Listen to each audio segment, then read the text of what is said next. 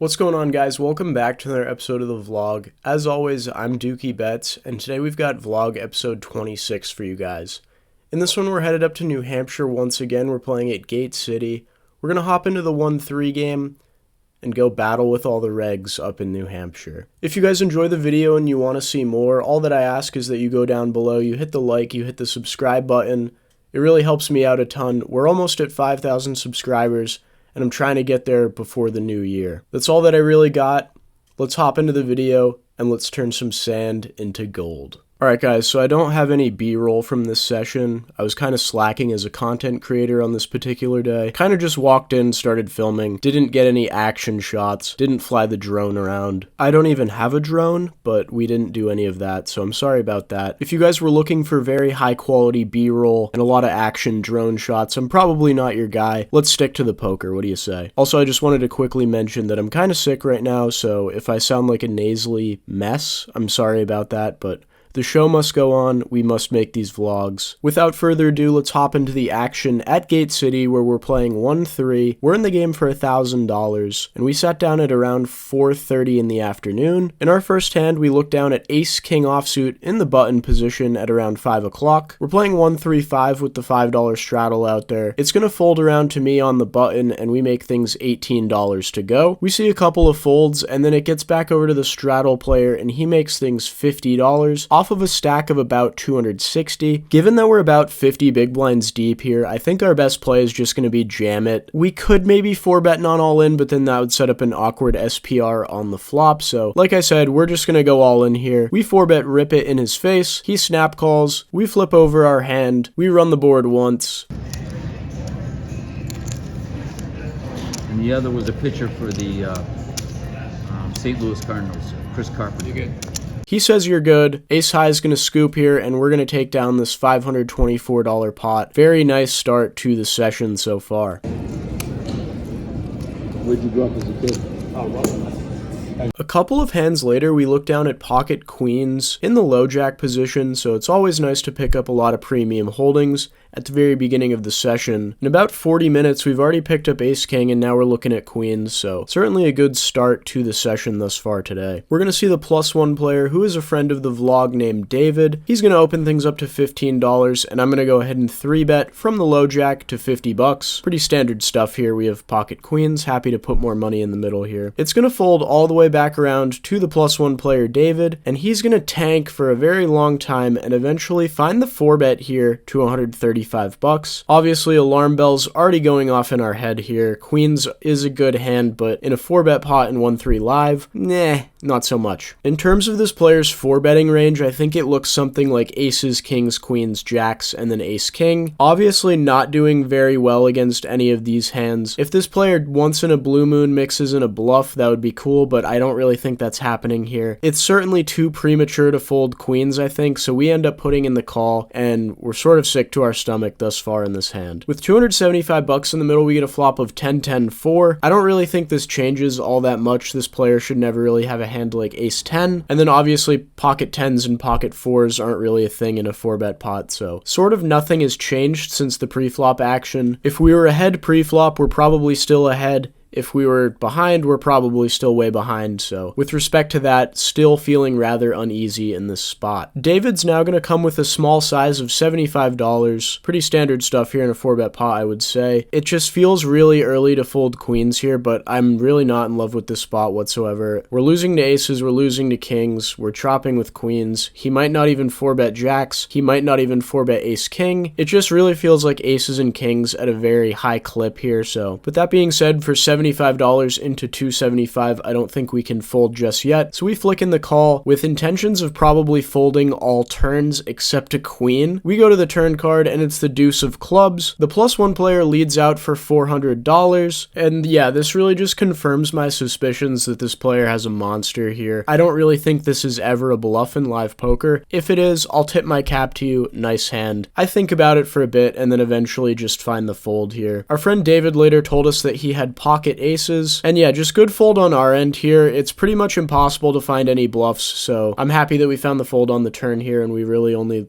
lost like 200 bucks on this hand. I think about 6 months ago, I'm probably always going broke in the spot here, so I'm happy that I find this big fold, and I'm happy that I can sort of say that I'm improving at this game. Anyways, I don't think you guys care about any of that. Let's go on to the next hand. Real quick, guys, before we start this next hand, I just wanted to quickly shout out to ClubGG that I've been playing in quite a bit. If you guys are looking for safe and secure online poker, make sure to use these club codes and these referral codes in the ClubGG app, and I can get you set up with 20% deposit bonus. We've got stakes all the way from 10 cent, 20 cent, all the way up to $5, $10. 20% deposit bonus is a fair amount as well, so you don't want to miss out on this opportunity, and you might just be able to play some cards with yours truly. I know I'm not a massive celebrity or anything, but I am a pretty large whale, so if you guys want to come throw a spear in my side, make sure to use these codes on ClubGG. About 10 minutes later, we look down at pocket nines in the small blind position. We see the cutoff player limp in, and this is followed by a button open from our friend David to $20. With nines in the small blind facing a button open as well as a cutoff limp, I think this is a good enough hand to go ahead and 3-bet here. The cutoff open limp is really pretty weak here, and then the button open can still be fairly wide as well, so happy to go ahead and 3-bet here with nines. I think it's a good enough hand to go ahead and do that. It's going to fold all the way back around to the button player, and he's going to put in the call, so we're going heads up out of position with about 190 bucks in the middle. We get a flop of 7-8-9 rainbow board. Playing out of position, I'm just going to start with a check here like I would most my range. I honestly think this board is probably going to favor the button caller here over my 3-bet. I'm probably going to have more Broadway cards and overpairs, whereas I don't think I'm 3-betting hands like Jack 10. He probably calls the 3-bet with Jack 10, so probably a board that favors his range a bit more than mine. When I check it over to this player, the button's going to fire out for $125. I was honestly a little bit surprised in real time that this player decided to go this large here. Definitely makes me think he's weighted around value. Hands like two pairs, maybe open-ended straight draws, and potentially once in a while we have a set over set spot here. In hindsight, I really think I should be raising here a fair amount just because we're pretty deep. If he has a straight draw or some sort of lower set, we should definitely be trying to put more money in against those hands, but in real time we sort of messed this one up. We just put in the call and we're headed to the turn. Turn rolls off the 9 of diamonds, so scratch what I said on the flop. I'm really happy that I just called, kept all of his bluffs in because now we just have the immortal nuts here. As of right now, we cannot lose this hand, so obviously a very, very strong turn card for us here. I'm going to continue with a check once again, just playing in flow. This player did fire rather large on the flop, so I think he will probably come with some sort of aggression on the turn if we give him some rope, but that's sadly not what happens. This player finds a sneaky check back here, and we're going to the river. River rolls off the deuce of spades, complete and utter brick. I have two options here. I can either go for value now, or I can check deceptively and try and get this player to bluff something. After a bit of deliberation, I decided to just bet here, reason being that I don't think this player is finding that many bluffs. I think he's under bluffing for the most part, so if this player does have a hand like pocket 10s or pocket jacks, or maybe even Jack 10 that is playing very passively, it would be a shame to let this player off the hook without putting in a large value bet here. We size up here going rather large. We bet $400 into about $440, which in hindsight, again, I don't really like just because this player checked the turn, hasn't really played all that aggressively, so they're really not repping any top of the range type hands like 7s or 8s or anything like that, so we should probably size down a bit more, but in game we went $400. Button player snap folds, and yeah, just watch what I ended up doing here. I'm such an idiot.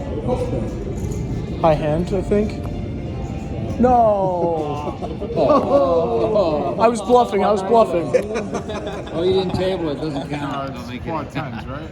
It is black 10. So yeah, I thought I was on the hook to win a $500 high hand here. As it turns out, quad 10s was actually the high hand, so no good with quad 9s, I guess. It stings even more that I tabled my hand, showed that I had the nuts, and didn't even win a high hand for it, so yeah, that one stings a bit. On to the next hand. Next interesting hand of the night comes about an hour later. We have about $1,100 in the stack now. We look down at pocket 4s on the button. We see the +1 player limp in, and this is followed up by the low jack raising things up to $20. On the button here with a low pocket pair, I'm happy to flick in 20 bucks and go set mining. That's exactly what we do. And we see the big blind and the +1 limper call behind, so we're going 4 ways to the flop. We get a beautiful flop of Queen Jack 4, two-tone board. We see the big blind and the +1 limper check it over to the low jack, who decides to check behind, and when it gets over to me last to act here, obviously we're going to go for value here, start bloating this pot, put some money in with a very strong 3-of-a-kind holding. I bet out for $30, not trying to go too large, going 4 ways here. The big blind player is going to put in the call, and elsewhere is going to fold, so we're going heads up to the turn. Turn rolls off the 7 of spades, not really in love with it, bringing in the front door flush draw. As played, the big blind player can certainly have plenty of flushes, and we have no removal to any of those, so a little bit weary about this turn card overall. Big blind's going to check once again, which is a good sign. I think at 1-3 live, sometimes the big blind just is going to lead a flush here, so when he decides to check here, I'm pretty happy to go for another value bet and try and deny equity from flush draws or something of that nature. I bet $100 into 140. The big blind hits the tank for a good long while and eventually puts in the call. The river rolls off the deuce of spades, so now 4 to a flush on board. Honestly, a really gross run out for our hand here. We went from having pretty much the nuts to now sort of not even having showdown value, so yeah, not feeling great about our hand anymore and really not feeling all too happy about this run out in the slightest. To make matters even worse, we're now going to see the big blind player lead for $75. This is pretty much a block bet here. I'm having a very hard time finding hands that we're beating when it runs out like this. We are getting an insanely good price to call if we think this player ever has a bluff here, but for the most part, I just think it's going to be value. He would probably size up with like nut flush combos and stuff like that, so I'm leaning towards this guy just has like a smaller flush here and he's blocking to get to showdown cheaply and try and get value from a hand like exactly what I have pretty much. I think about it for a bit and eventually I just find the fold, figuring I'm never really going to be good here with this set, and yeah, we lay it down, we lose $150, and overall just a horrible run out for pocket 4s on this board. About 5 minutes later, we pick up pocket queens in the low jack position. We're playing a naked 1-3 hand here where we see the +1 player open things up to $15. Obviously, we're going to go ahead and 3-bet the ladies here. We make things $50 to go. It's going to fold all the way back around to the +1 player who puts in the call, and we're going heads up in position in a 3-bet pot. We get a flop of 10-5-3 rainbow board. Awesome stuff here. One of the driest boards you could probably ever get. +1 player is going to check it over to us, and I'm going to go ahead and c-bet for about 1/3 here. We make things $35 to go. +1 player pretty quickly puts in the call, so we're still heads up to the turn. Turn rolls off the 10 of clubs, and this is a pretty bad turn card, I feel like. I'm just not really sure if we can get 3 streets of value against this player when the top card pairs on the turn, when we have an overpair here. He's going to check, and we're going to check things back here, just trying to play some pot control, as well as sort of under-rep our hand as well.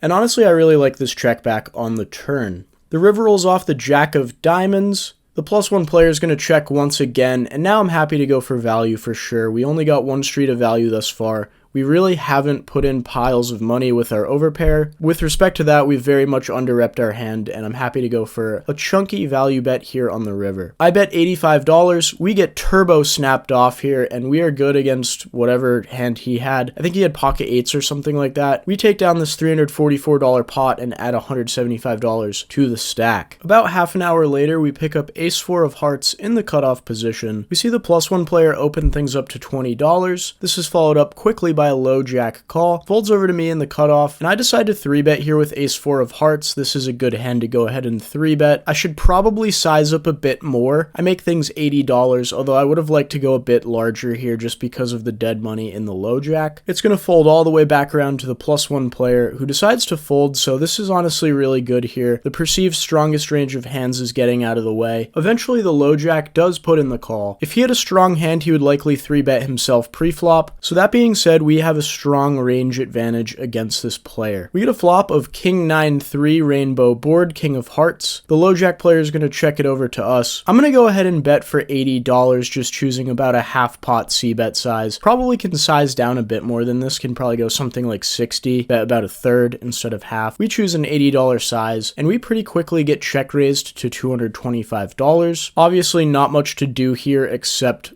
put in the fold, I think. Our backdoor flush draw is really not coming all that much. Ace high, probably not good. This player hasn't really gotten out of line thus far. As played, he can certainly have hands like pocket nines and pocket threes, maybe even king nine suited or something like that, so we're pretty much dead against all of those hands. Pretty easy fold, I think, and maybe we're just getting a bit too trigger happy with our aggression here, but I do like my squeeze pre-flop, and it sort of seems like we kind of just ran into top of the range on the flop here, so what are you gonna do? We lose 160 bucks onto the next hand. Next hand of note comes about 20 minutes later. We pick up queen 10 of clubs in the +1 position. We see our friend David once again open things up to $15. This is a tiny bit loose, especially against an under the gun open, but we elect to go ahead and 3-bet to $50. Main reason we do this is because I'm 22 years old and I'm trying to prove to the world that I'm an adult. We make things $50 to go, and it's going to fold all the way back around to the under the gun player, and he puts in the call. Obviously, we have seen this player 4-bet a time or two, so when he just flats the 3-bet here, we know we're in decent shape with our queen 10 of clubs. We get a flop of 7-6-5 rainbow board. Our friend David's going to check it over to us, and I think in game and in theory, just overall, this is a bad board for us, our specific hand as well as our range, so when he checks it over to us, we elect to check things back and play a turn. Turn rolls off the ace of clubs, so we now have the second nut flush draw. Aside from that, we just have queen high, so really not a whole lot going on, but we do have a pretty live flush draw for the most part. David's going to check once again, and I'm going to start blasting here. I think this ace is going to be pretty favorable for our range. We also do have the flush draw to go with it, so I think a bet here is certainly in order. We choose a size of half pot, which I think maybe we should size up on this ace turn. We make it 50 bucks, and he tanks for a while and eventually puts in the call. River rolls off the 5 of hearts, so we do not improve. We're stuck with just queen high. David's going to check for a third time here, and I think if we are not bluffing this river, we're not bluffing enough. We have queen high. We certainly have no showdown. David can still have plenty of hands here that are going to want to fold to a large size on an ace high board here. Hands like pocket nines, pocket 10s, maybe some sort of 7x, probably not folding any 5x, probably not folding any ace-x, but we can get some hands to fold here, almost for sure. We think about it for a bit, and we eventually choose a size of 75% pot. We make things $150 to go. David hits us with a little speech,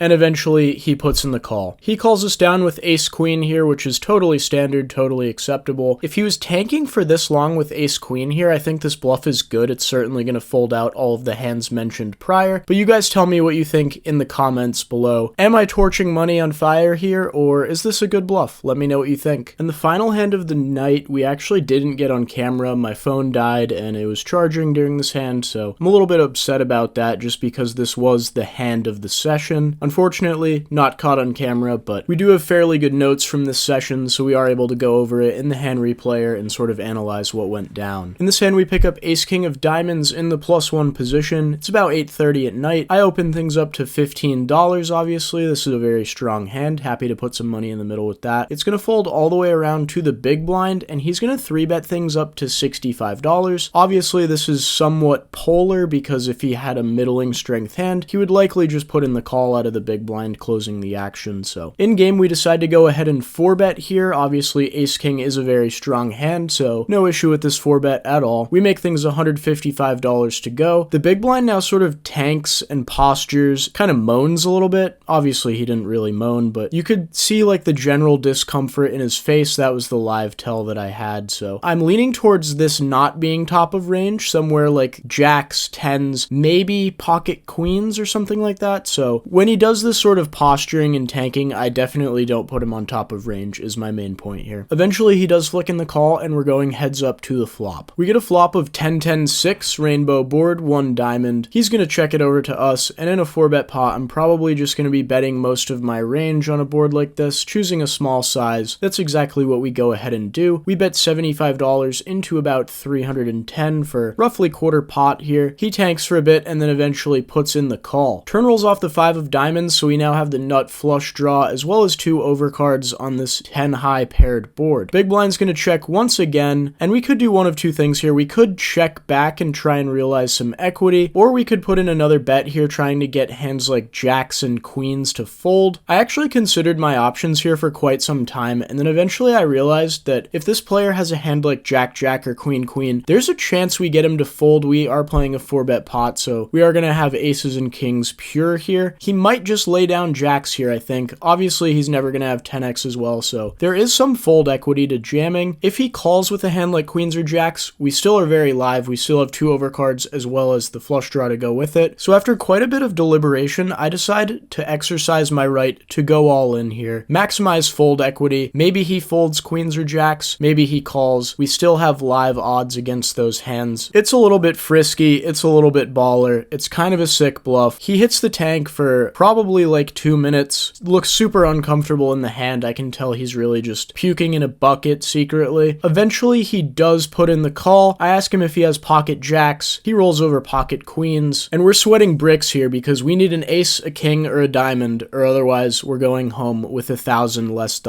than we started the session with. We run things one time, and the river is the ace of spades. We scoop the pot, and we certainly sucked out against this player in a very large pot. I do like my play on the turn. I'm glad that we found the jam here.